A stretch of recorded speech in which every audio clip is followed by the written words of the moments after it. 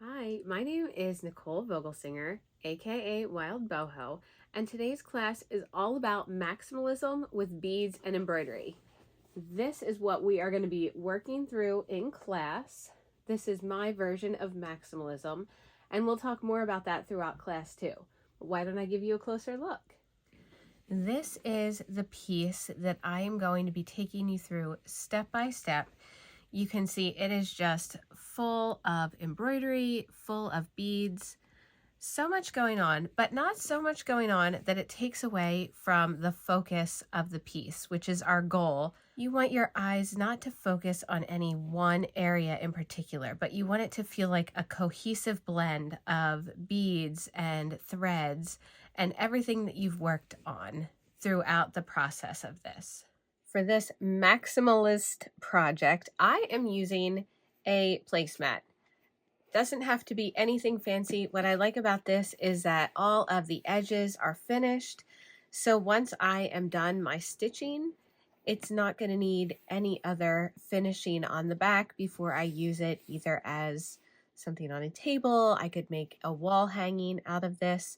It's a really great project to just focus and have the emphasis on the embellishments that are going to be on this piece. I was in Phoenix at QuiltCon and I decided that this Roadrunner was a great little souvenir piece. So as I stitch it, I'm also creating a souvenir that I can enjoy for years to come. So I'm going to show you two different methods of stitching long strands of beads first. Whenever you see my embroidery, if there are long strands of beads, I've used one of these two methods. One, I'm going to be using a bead spinner. If you don't have one of those, I'm going to show you a method for just using embroidery with beads. I'll be using embroidery scissors and various embroidery needles. You can choose the needles that work best for you. I'll be using a 12 weight cotton for my beadwork. This is by Wonderfil. It is the fruity thread. I'll be using a variety of pearl cotton. You'll see me using sizes 3 and 5. I'll be using the DMC cotton redder's mat. And now let's move on to beads. I'll be using a variety of seed beads, anywhere from size 11 to size 6 to size 8, and also larger fiber craft beads or any larger Czech seed beads that you have can be used for this project.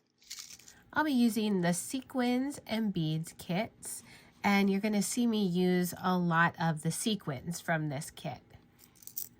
I'll be using both bugle beads and super duo beads, and then any other accent beads you have. This is the sort of project that you should pull out beads from your stash, and we're going to get into that later.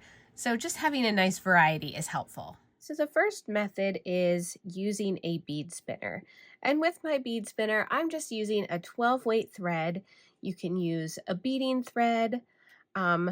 You can use a thread that matches your beads, or it doesn't have to match your beads. The bead spinners come with, I'm going to move this so you can actually see the needle, with a small curved needle. The curve will help you get the beads out of the spinner, and this tiny little eye is what you're going to thread with your thread. So I squeeze the thread in between my fingers. When I'm threading a needle this tiny, I generally don't use needle threaders. I'm just not great with using them. But if you squeeze the thread between your fingers and then bring your needle there, the thread has nowhere to go except through the eye of the needle. And that generally works. Sometimes you'll have a thread that is just a little bit tricky and doesn't want to work. But for the most part, this will work as you thread your needle. And I am going to be tying a knot at the end of my thread, just a small knot, so that the beads, once I have strung them, aren't going to fall off. I also start with bringing my needle through an area where the beads are going to end up. So I think I'm going to be working a few straight lines along the tail feathers here. And so I'm going to bring the curve of my needle.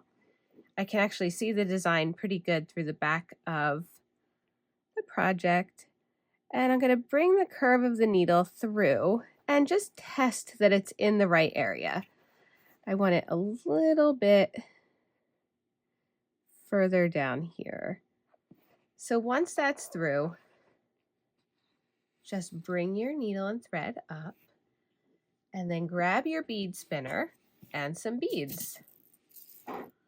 I am mixing 3 different color beads. The one thing I love about bead spinners is how easy it is to make a really great mix. So I'm using all size 8 seed beads, and I have, this is the intensive colors, which I love, and then I also have some matte and some shiny beads. So a nice mix of colors and finishes on the beads. And I'm just going to pour in a few beads. You can decide how many, just depending on what area you're going to be working on. You may need more. You might want to fill it up as you go. So you can see all my beads are in here. And then I'm just going to give it a little spin to mix it. I just kind of swish them around. And I do that a few times just so that the blend is really good. And that as I'm threading it, I'm going to get a nice mix of beads. So just kind of spinning it and stopping it, spinning it and stopping it. You can see already that my mix of beads is really nice. So I have my threaded needle and I'm just going to start spinning. As I'm spinning, I'm going to take my little curved part of the needle and just kind of gently rest it along the side of the spinner. And you can see that already lots of beads are going on the needle. And then you just push them down. And do it a few more times. You're getting a variety of beads on the needle, which is great. You don't really have to think about making any sort of pattern with the beads.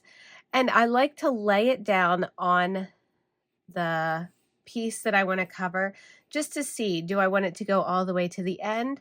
I think I need actually just a few more. I'm not going to do this white part here. I want a few just accent lines throughout the Roadrunner. So there is my first strand of beads. I'm going to move the spinner out of the way. And now again, with the little curved part of the needle, I am taking it down. I'm going to make sure it's nice and straight and in the area that I want to fill. So at the end of the beads here,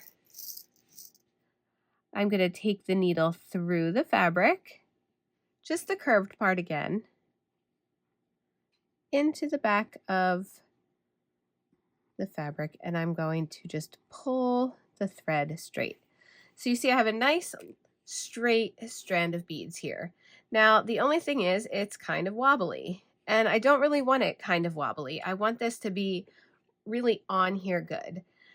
So I'm going to leave this thread behind here. I'm not doing anything with that. I'm going to grab my thread once more, cut another strand, and this time I am going to thread an actual needle, not the curved needle, but just a needle that we are going to embroider with. I've knotted the end of this, and now this is the part where it gets a tiny bit fiddly, but it's okay because it's all going to work out in the end. You just have to be patient with maneuvering things around. So I'm going to roll this so that I'm working with less fabric here. If you're working with a larger piece, you can also just use little wonder clips on the end here. You could use little clothespins, or you can just like keep it rolled up and hold the roll as you are stitching, which is what I'm going to do. Now we're going to work on couching. So I'm bringing my needle up, and I want to bring it alongside of where the strand of beads is. So I'm coming up on one side. I'm going to bring it a little closer to the camera so you can see. I'm bringing it up right here next to this strand of beads, and I'm going to take it over the strand of beads, one tiny little stitch, and I just want that little thread to pop in between two beads.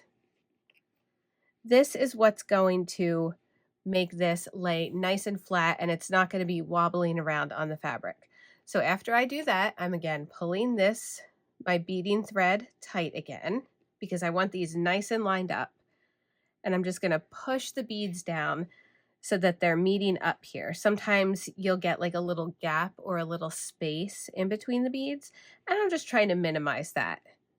And I'm going to do the same thing. I'm going to go a few beads down. I'm doing it in like little strands of about 5 beads. And just stitch over that strand one more time.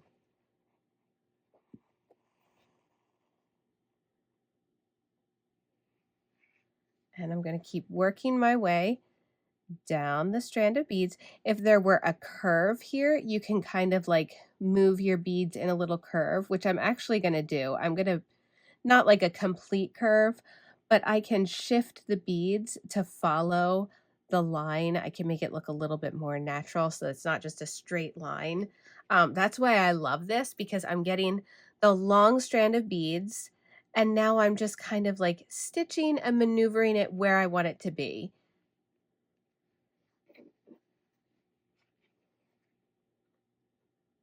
And you can start from either side. If you want to start from the outside and work in, or the inside and work out, however it works for your project.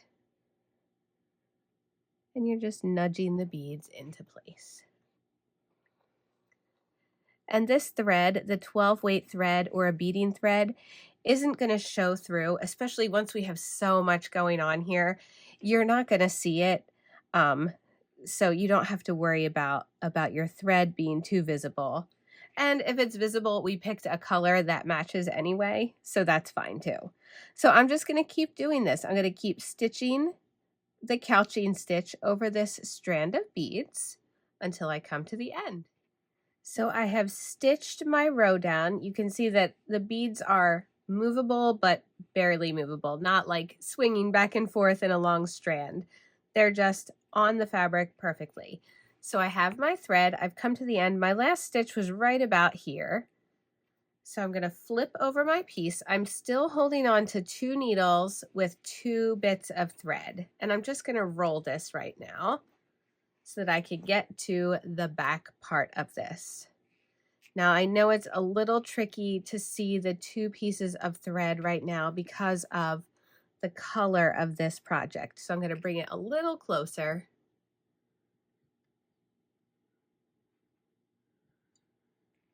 Okay, so with my thread that I was couching, I'm going to take that and I'm just going to run it under the last stitch or 2, and I'm going to tie a little knot. I don't want this thread coming undone. Anytime that I am beading, I'm tying knots with my work. I'm just going to tie a little knot here, and then I like to run it under a few of the stitches. Now this fabric has lots of texture in it, so there's lots of other threads, woven threads that I can run this under. And so I'm just making sure that it's not going to be showing up on the front of the fabric. I can tell that I'm only going to go through the back threads, and I'm just going to tie another little knot there.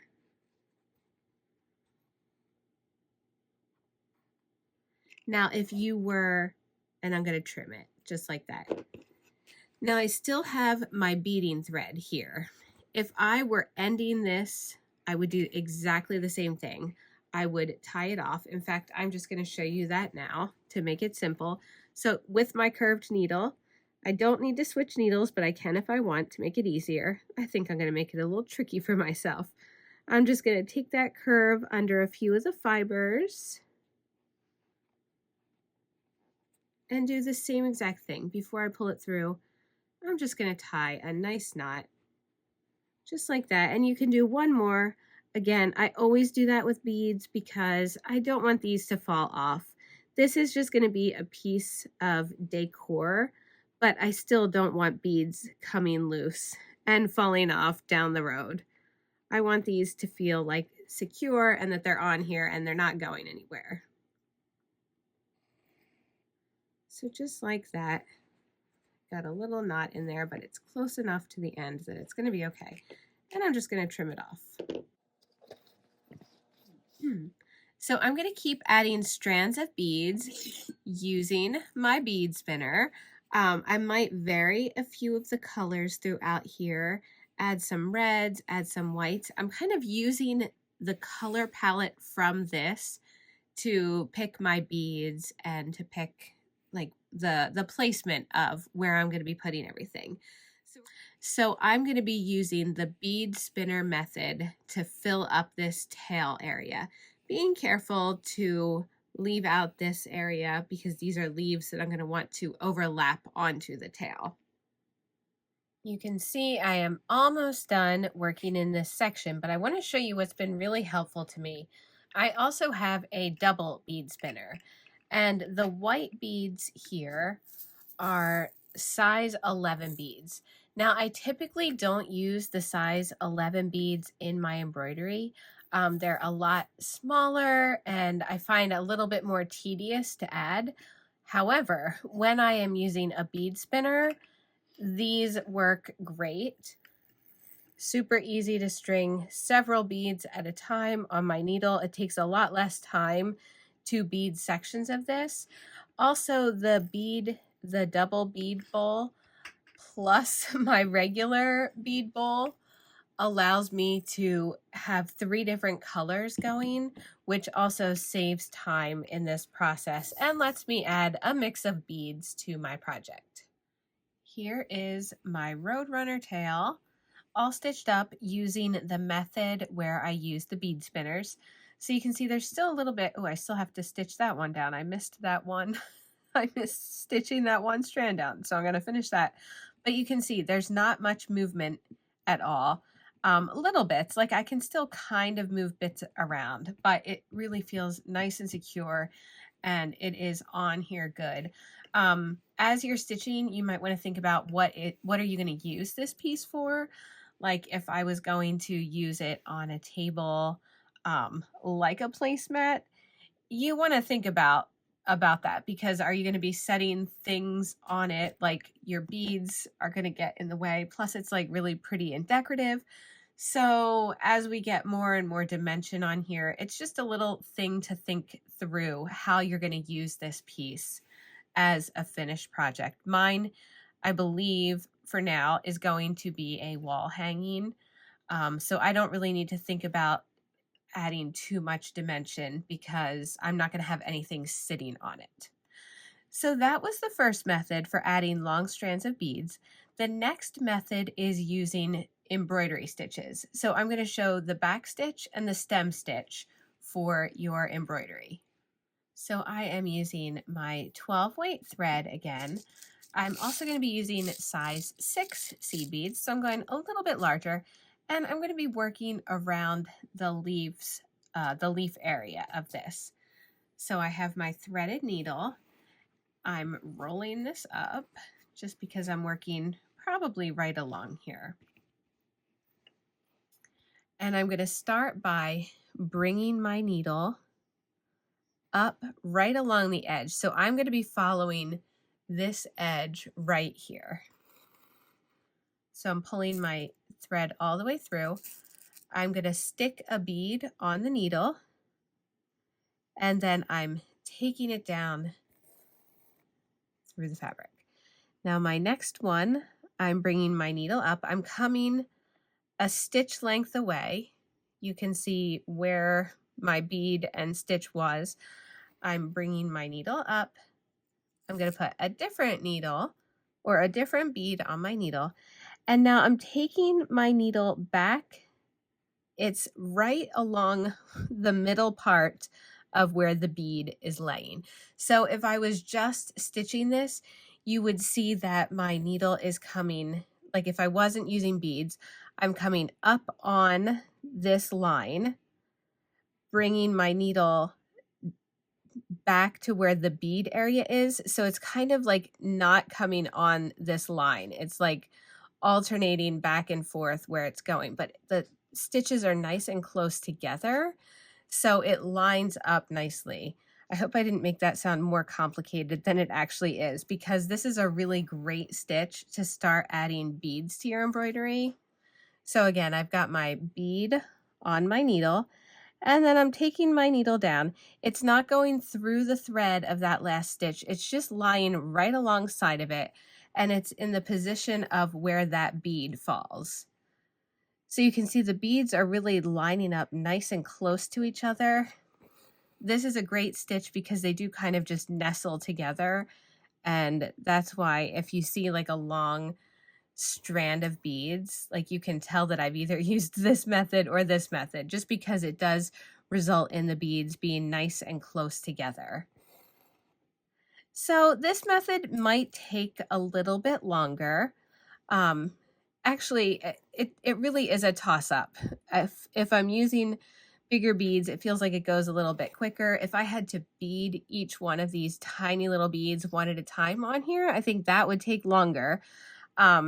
So between the strands of beads and then coming back to couch it or stitching it down one at a time, both ways probably take about the same amount of time and give you a slightly different effect for each one. I feel like this method is great for getting like a nice curved line, and it works up very quickly. So I'm going to work to the edge of this, and then the next method I'm going to show will be the back stitch.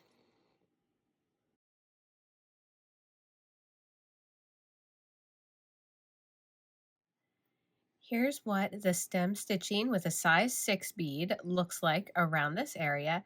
Now I have lots of thread left and I want to continue going down, and I think I'm just going to do a little bit of outlining here. I want to switch up my bead size, so I'm using a mix of size 8 beads that I made up. And since I still have my thread, plenty of it, the way that I'm going to handle coming to this point right here is I am just going to start. I have to twist my project so that I'm not tangling my thread. So I'm just going to start exactly like I started the other way.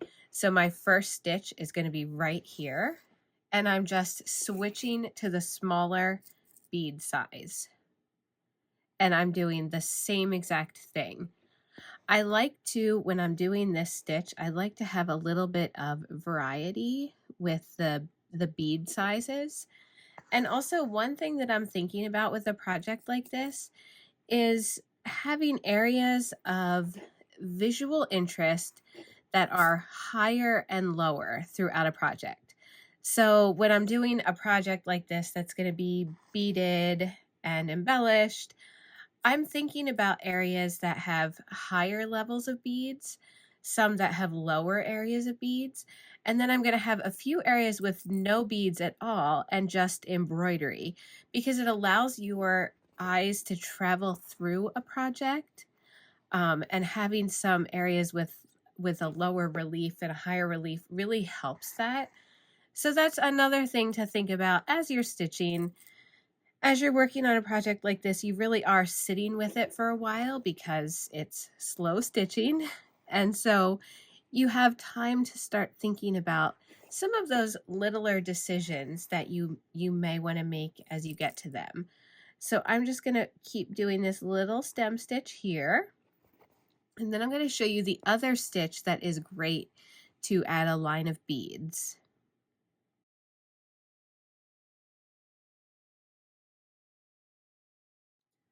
So here you can see side by side the stem stitch with the size 6 beads and then with the size 8 beads. I think together they make a really nice contrast. I'm not finishing this area down here yet. I'm going to do the same thing on each one. I'm going to do the outline in the larger beads and then just a partial outline of the smaller beads. But first I want to move on to another stitch that is great for adding beads. This is the back stitch. I'm using size 6, the size 6 seed beads, and I love this mix of greens. And I'm also using a more decorative thread this time because the thread is going to show through a little bit more. So this is a size 3 pearl cotton that I just cut right off of the spool, and I use it as is. This is a thicker thread which will work with the larger beads.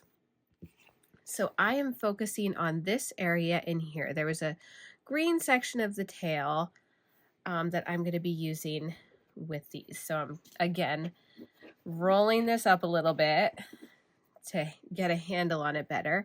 And I'm going to bring my needle up right about here. I'm going to add a needle or a bead to my needle. And then I just kind of push it over the needle and make my stitch. So each back stitch I'm going to keep about the same length. And my next one might be a tiny bit longer because I do want to see some of the thread on either side of this stitch. So my next one, I'm coming up a little bit further away just because I want to make it longer. So I'm coming up, adding the bead to my needle, pushing it aside, and I'm working back to this stitch. Now you can either bring your needle down in the same spot where you came out, or I like to leave a small gap in between my back stitches. So that is completely up to you how you want to do that. And you can see that I can see my threads, I can see the beads. And I'm just going to keep working to add some green detail in this section of the tail, just like that. So it's just a slightly different way to add beads to your work. And this works in a straight line, it works in a curved line, but it gives you a nice finish and just slightly different. I like to really mix up the stitches on my piece so that there's lots to look at. Here is a section of the back stitch with the size 6 beads, and then just for fun, I did the same exact stitch with the larger, these are the size 32 seed beads. So this is a great project to really mix up your beads, and you can see there's so much going on in this tail now. We've got 4 different sizes of beads that we used and 2 different methods for adding them to our project. So I'm going to keep adding the back stitch, I'm going to keep adding the stem stitch and work through this leaf area. So I have finished using the stem stitch with the beads. I also mentioned how you could use the stem stitch just with your threads. And so you can see I did the same exact stitch, just minus the beads, just as some little accent areas along here. I added the back stitch with beads, which we looked at before. And so now I'm going to move on to adding sequins. Now, this is a maximalist project. That to you could mean something completely different than it means to me. For me, though, maximalism is going to include sequins because if you've looked at my work, you know that I absolutely love the shine that they bring to a project. You could be looking at this and thinking, wow, that's enough. Like, I don't think I need any more in this area. Absolutely fine. You have to look at that at your project and decide what works well for you.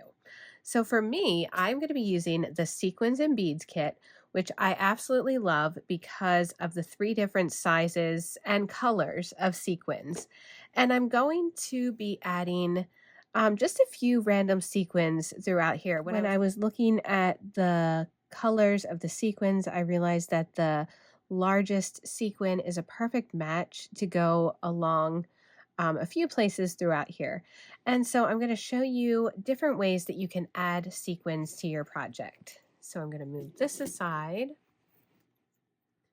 and take the sequin off my needle. So you can just pick a random spot. For me, I'm going to scatter a few throughout here. So I'm going to bring my needle up. I'm again using the 12 weight thread, and I've knotted the end. And one simple way to add a sequin is just to place it on your needle and add one little stitch just at the top. It could be at the bottom. it basically is holding the sequin in place. And you can see, look at all that sparkle and shine already just from one sequin. And then if you're randomly adding them like I am, you're just going to place them wherever you feel like you can use a sequin. And you can use as many or as few as you want. You really get a lot with just a few. You can see that changes the look of things. And so I'm going to scatter them throughout here. Another way to add a sequin, and I will do it just right down here. I'm going to use the same color sequin, and I'm going to lay it on my fabric. Careful not to get more than one sequin. Okay, so there's the sequin on my fabric. And now I'm just going to choose one of these beads. And I really like this little color. Okay, so I'm going to put a bead on my needle, push it aside, and now I'm taking my needle through the sequin, but not the bead. So that bead is now holding the sequin in place. So you don't see any thread. With this method, you see a little piece of thread securing them down. With this, you don't see any thread. You just see the bead. So again, we're going to take a sequin, put it on the needle, and lay it on the fabric. And then next, you're just going to grab one of the beads. And then I hold on to the bead as I take my needle through that sequin. And that is what's going to hold this in place. So that's another method for adding sequins. Another method is adding more stitches. So I'm going to use the same color sequin. And this is all if you want to just get different effects with your sequins. And if you want to show off some of your thread, you might have a thread that stands out a little bit more. In cases like that, that's when I like to use more stitches on my sequin. So I'm going to take the needle down just like I did the first time. And then I'm going to come back up on the side and take it down through the center again. And then I'm going to do 4 stitches total on this one. So now one thing to be mindful if you're using this method, because you're bringing your needle up on the sides and going down in the center where the hole of the sequin is, you just need to make sure that your needle and thread can pass through that same spot 4 different times. Sometimes if you do that with a thicker thread, it could just get a little trickier.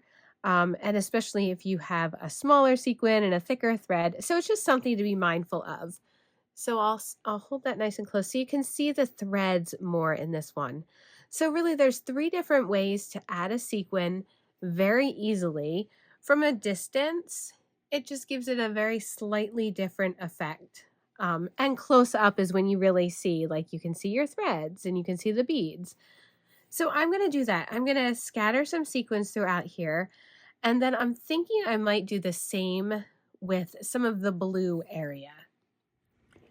This is one of my favorite parts of the process because when you're stitching it, you see little sequins going on.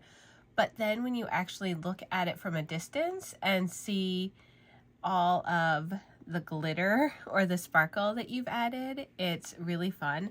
I used the very smallest of these sequins, which are really translucent, and I like doing that when I'm working on a background like this. So in this area here, I'll show you nice and close. I stitched them in groups of 3 just to the background, and they're barely visible at first. It's when you start moving it around and you're moving in a space that you can really see everything that's on the piece. And then you can see I finished up using all 3 methods of adding sequins on the plant here. So now we're going to start working our way through the piece, adding some different embroidery stitches and accent beads to our piece. One of my favorite fill stitches is the cross stitch. I do the cross stitch free-handed. I don't use this as a counted cross stitch. I like to scatter the cross stitches throughout.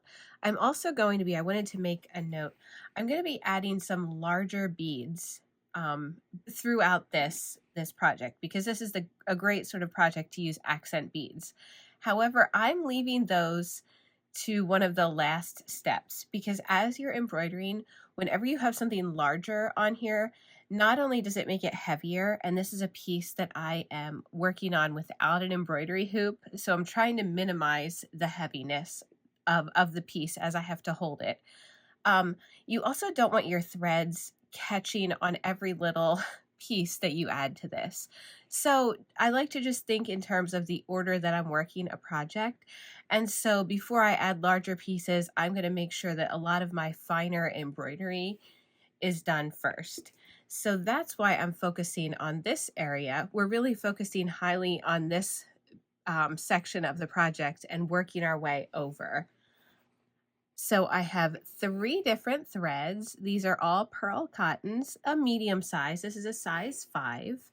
And I like it because it's nice to work with, and it shows up on your project, which if you're going to spend lots of time stitching something, your threads should be visible. So I'm just going to thread this needle again because I pulled it out. And I'm going to make the first part of my cross stitch. So it's just an X stitch. And so you can make them as large or as small as you want. You could have them connect to each other. I like to just, I don't exactly have them connect, but I'll have a few next to each other. I try and keep them consistent in size, which when you're doing them free-handed, you may notice a little bit of variety in your size, and that's perfectly fine. So just stitching my X's throughout this piece. So that is just the simple cross stitch. Now I want to show you a more dimensional sort of cross stitch. So I'm going to end this and grab some new thread. So this is the woven cross stitch, and I'm going to work it in the same area. I'm going to add both of these cross stitch stitches throughout the whole bottom section of this piece. And the woven stitch, I'm going to just do this one slightly larger to help you see it a little better. And I'm starting off exactly the same way that I just did those cross stitches. So stitch 1 cross stitch, exactly the same way you did these. Now my second part of this stitch, I'm coming up, I'm extending the bar of the cross stitch just a little bit. So I'm coming up at the bottom of that stitch. I'm also not pulling my threads super tight. I want there to be a little bit of looseness in this thread as I do this stitch. So that stitch is exactly the same. The final bar is where there's a slight difference. So I'm bringing my needle up, and then this top bar, I'm pushing out of the way, and I'm taking my needle under the very bottom bar of the cross stitch, just like that. Again, not pulling your threads super tight. You want a little bit of looseness so that you can actually see the woven bit of this stitch. So you can see there's a little bit more dimension to it. It's larger because I worked it larger, but it looks just a little fancier than the cross stitch.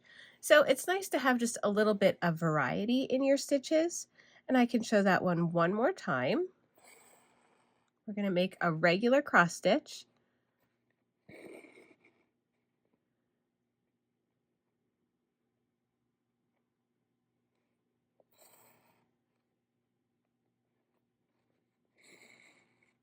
And then the next part of the stitch is worked right on top of that.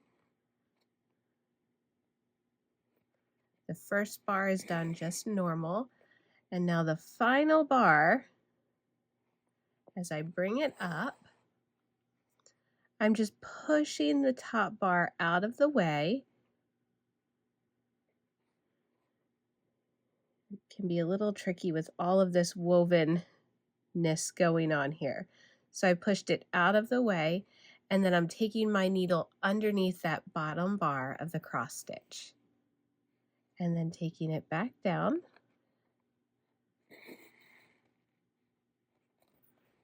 And there's the woven cross stitch. Here's what the combination of stitches along the bottom looks like, both the cross stitch and the woven cross stitch. I also added in some of the stem stitch, both without beads and with beads. And then on this side, I added the back stitch. We worked it up in this area with beads, and then along here, I did it without beads. So now I'm going to show you a stitch that can be used individually as a fill stitch or an accent stitch. This is the wheat ear stitch. You can see it here. I'm using each of these little cactus spikes as the area that I am working over. So it's kind of following the shape of this little cactus spike, but I'm going over it with a different stitch. So I'm going to make a V, and I'm coming down into the center, and then my next stitch is also going to come down into that same center hole, and that's how I'm forming my V.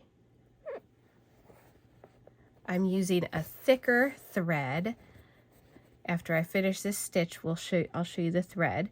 So now my next stitch is coming up at the base of that little spike, and I'm going to go under both of these little stitches.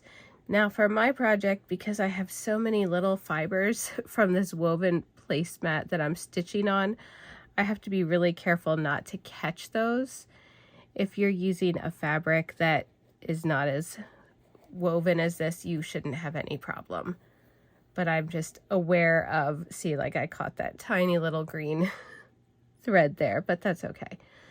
And so I'm taking that stitch under both of those little wheat ears and back down into this hole. And there's my little wheat ear spike. The thread that I used for this stitch is DMC. It's the Cotton Redder's Mat. You can see this is the skein that I'm using. So this is a thread that you can find at the craft store or on DMC's website. It is not divisible. Even though it looks like the DMC stranded floss, this is meant to be used as is, just cut from the skein and not separated into any strands. Another method of stitching on a cactus, and as I'm stitching, I do like to give a little bit of thought to what do the textures of these things feel like in real life. So I like the wheat ear stitch on a botanical piece like this because it does kind of show off the little spikes that would be on a cactus. Another method that I'm going to show you is using bugle beads with larger seed beads. So I'm just going to pick an area. Since we already have some stitches up here, that's where I'm going to start. And I have my beading thread, the 12 weight cotton again, and these are just going to be randomly stitched throughout this. So to stitch a bugle bead, I can either grab a bugle bead, place it on my needle, and just stitch it down. And again, like my other cactus, I'm going to do a combination of the different techniques that I show you. So I can just stitch it down like that and add them throughout the cactus. I think bugle beads are great for filling an area and giving dimension. So that's one way. Another way is to add a bugle bead. So I'm going to stick one of those on my needle. And then I'm also going to choose one of the larger seed beads, and you can use any size seed bead for this, but because this is a larger piece, I want some beads to really show off this area. So I have my seed bead. I'm going to hold on to that, and I'm taking my needle through the bugle bead. Now, just like the other method when we stitched on sequins, that seed bead is going to hold the bugle bead on, and it's standing up off of the fabric. So these are laying on the fabric. This is giving it a little bit of dimension. So just by adding different techniques throughout here, it's going to give the cactus some dimension. And if you don't want it to stand quite as straight, you can just, before you start stitching on your next few stitches, just pull the seed bead and make the thread a little bit looser, and then it will lay on the fabric and not be quite as dimensional. So you can play around with the dimension of that. Another way is to grab the seed bead and the bugle bead and stitch them both on flat, just like we did with the bugle beads. So 3 different ways to add some bugle beads, some seed beads, some dimension to this. And I'm going to vary them throughout this piece. I'm also going to be adding the wheat ear stitches all along here. I'm going to be looking at the rest of this and deciding what stitches do I want to add. We've used the stem stitch already. We've used cross stitches, which it can be used as fill stitches.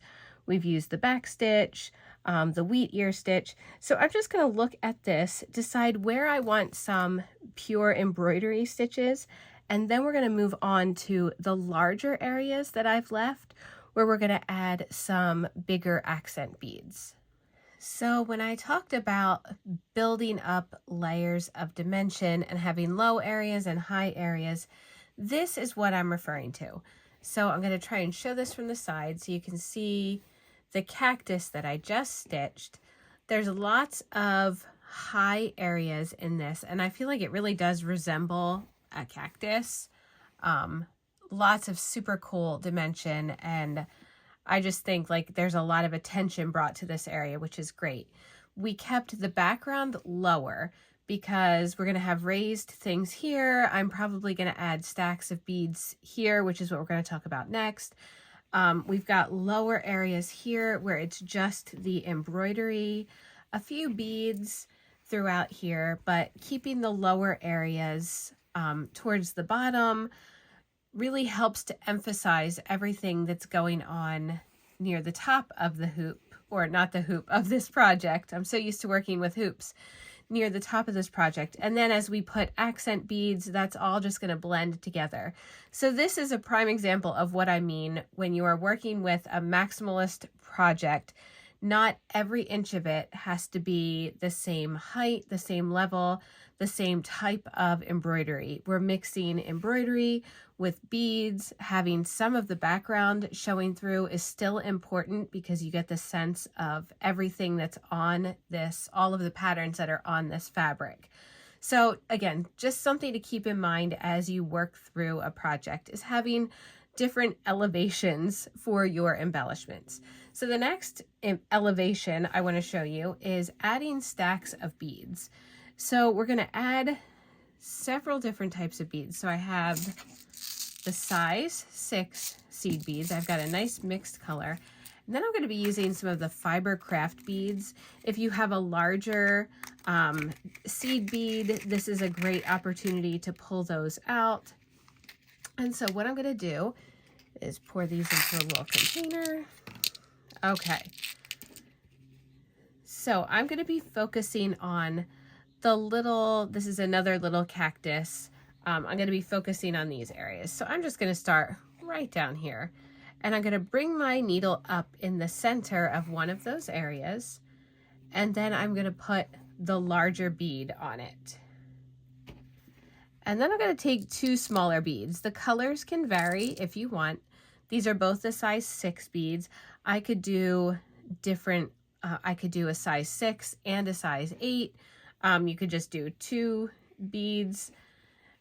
I'm holding on to the very last bead that I put onto my stack. So however many beads, whatever size you're using, you hold on to the last bead and then you take your needle through everything else. That last bead is going to be what anchors everything together. And from the side, you can see that there is a dimensional, I don't think this is a flower exactly. It's just a dimensional piece of the cactus. So anywhere that you feel like you want a little extra height and dimension, mix and match the layers of beads. You could do beads plus sequins, which is a really fun mix to do. You could mix several sizes of beads, pull out your 8s and your 11s, and really get experimental with the types of beads and sequins that you're using for this project. So I'm going to keep working in this area. We've come to the part that I have been teasing for ages now, and that is all of the extra beads that we can add to our project. Now, here is what I would like to say as someone who has a lot of fabric and has maybe a stash of fabric that's fairly large that I like to hold on to little bits of. Don't do that with your beads. Let's use our stash of beads. It can be very tempting to have beads that you just really love and you don't want to use them for a project. But then what good is that? Because they just sit in a bin somewhere and you don't actually get to see them. But if they're on a project, you get to see your beads.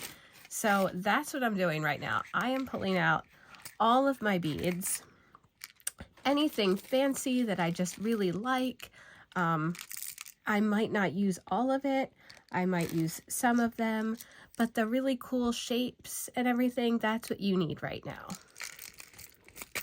So here I have, these are the Crystal Lane, just really pretty reds. I love this shaped bead. I don't even know what that is, but I love it.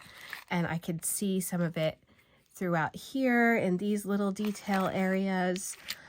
These are the Czech Bead recipes and the Masterpiece collection, which are really fun and full of lots of beads that are great for accents.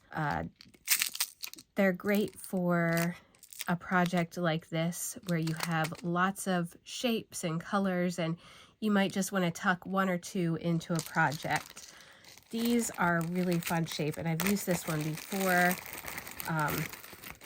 I just love these, and I could see those, like a grouping of them in these flower areas.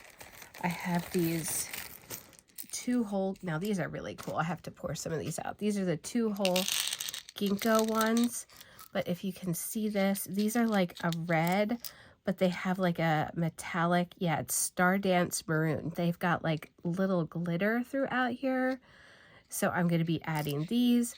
So this is where you want to just pull all of your fun beads, things that you've been holding on to, and you're just going to add them to your project using whatever shaped holes you have. Each one will be different. The beads that you have might be different than the beads that I have. So you're just going to look at your bead and decide how best to add it to your project. One thing to note, the heavier the bead, the more times you might have to take your thread through that bead. So on this project so far, none of my beads have been particularly heavy, even in this area where I was stacking the beads. But once I get some of these heavier ones on here, rather than just taking my needle through one time, I might take it through a second or a third time just to make sure that the weight of the bead is on here and it's not going anywhere. That's always my concern when I add something heavier. I just want to make sure it's not going to fall off or it's not going to be too heavy for the fabric. So pull out your accent beads, and this is the time to add them to your project. Super Duo beads.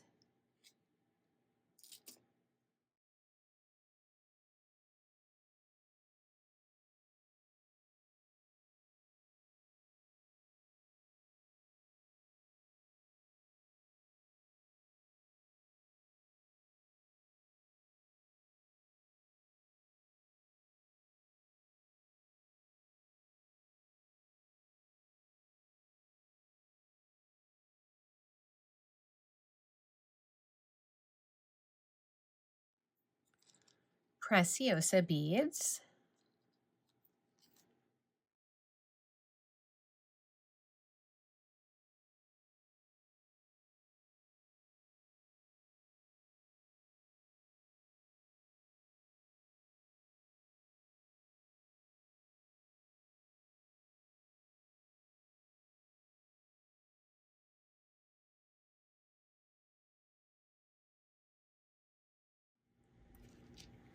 2 whole ginkgo beads,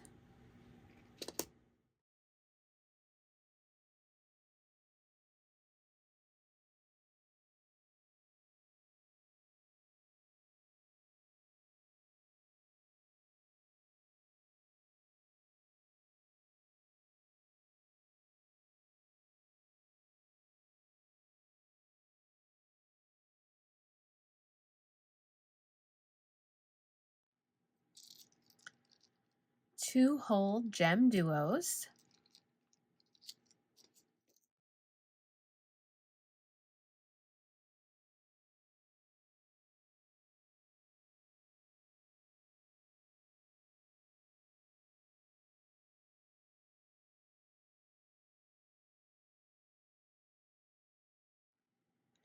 recipe box, Czech beads,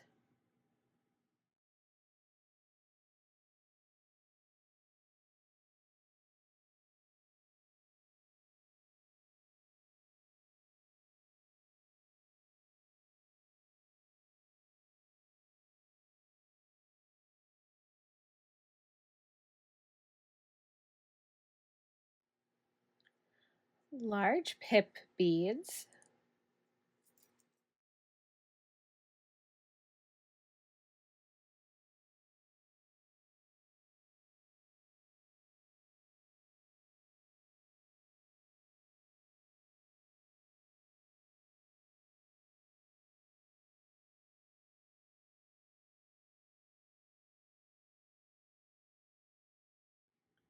crystal lane strands,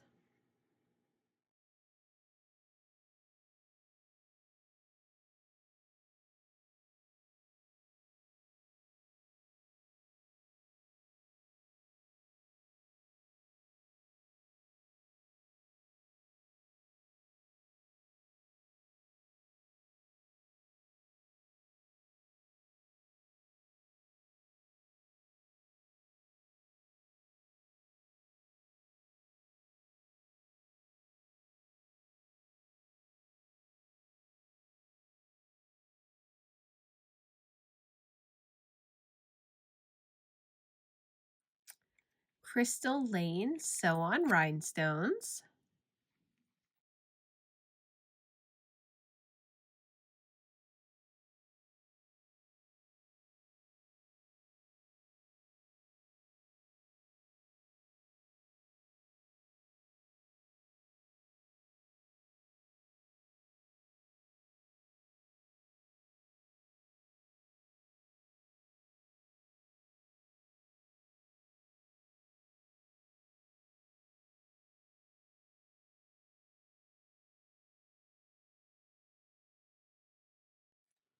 So here is the end result of all of those beads that we just added. By this point, the project is definitely feeling heavy. However, with a piece like this was a woven placemat that I started embroidering. It can hold up to all of the beads and all of the threads that we've added. Let me flip it over and show you the back.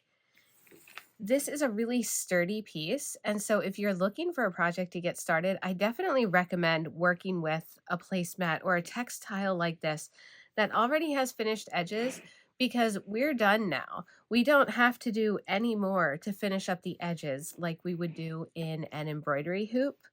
Um, I am thinking through how I want to display this, and I've been thinking through the process.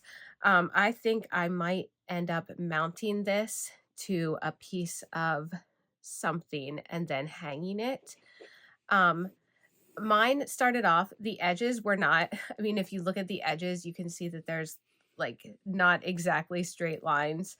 Again, this was a souvenir sort of piece that I purchased, although a little birdie did tell me that these might be available on Amazon, and I did find them. So if you're looking to do the same sort of piece, this is out there and you can definitely find this. So the edges aren't perfectly square, but again, nothing I do is ever perfectly square on the edges if I'm doing a square piece. So that doesn't bother me at all.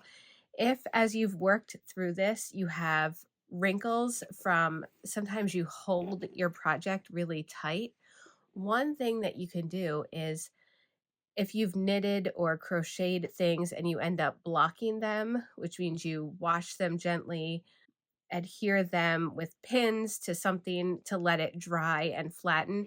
You can do the same thing with this. I could wet this down. I'm not going to put this through the washer, but I could take a squirt bottle and some of the areas where there are some wrinkles that it's not staying completely flat, I could wet it down and pin it to something and let it dry completely.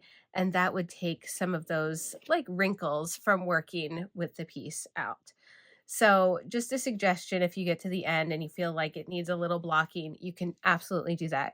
You do want to keep in mind the threads that you've used. Some threads are not water resistant, which means they might the dye from the threads, if they're a hand dyed thread, you just want to be really careful that the color doesn't like leak onto anything else. So you do want your threads to be color fast if you're going to be wetting this at the end. So just something to keep in mind. A lot of the commercial threads, all of the threads that I use today in this project are color fast. You just have to keep in mind sometimes the hand dyed threads are not color fast. And so you don't want the colors to run or anything. So this is your completed piece. You can finish blocking it. I'm more than welcome to suggestions for how to mount mine. If you have any, definitely leave them in the comments for me. But I hope you enjoyed this piece. It definitely took a lot of work to put it all together, but I am absolutely thrilled with how it turned out. As you're traveling, look for something like this because it's nice and packable, and then you can spend time with it when you're finished your trip and enjoy the memories that you made. As you gather your beads and threads and look forward to a project like this, enjoy the process and happy stitching.